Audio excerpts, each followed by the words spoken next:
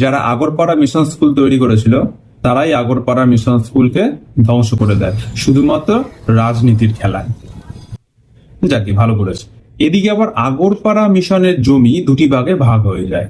একটি ভাগে এখন পড়ে আছে পরিত্যক্ত স্কুলটা, আরেকটি ভাগ ছিল এই প্রথম ভাগের থেকেও আরো অনেক বড়।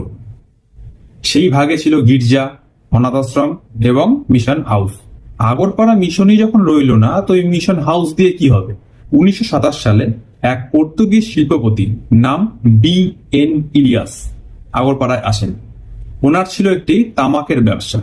ওনার তামাকের ব্যবসা এবং বসবাস ছিল পার্ক স্ট্রিটে।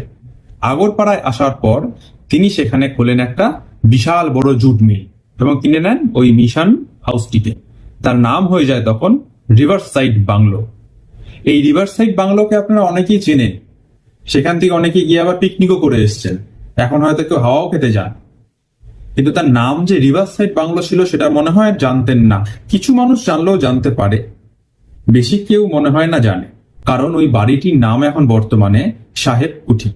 গিরিবালা মন্দিরটা তো সবাই চেনেন। এই গিরিবালা মন্দিরের উল্টো দিকে যে ঘাটটি রয়েছে তার নাম ছিল মিশন ঘাট, এখন বর্তমানে যার নাম গিরিবালা ঘাট।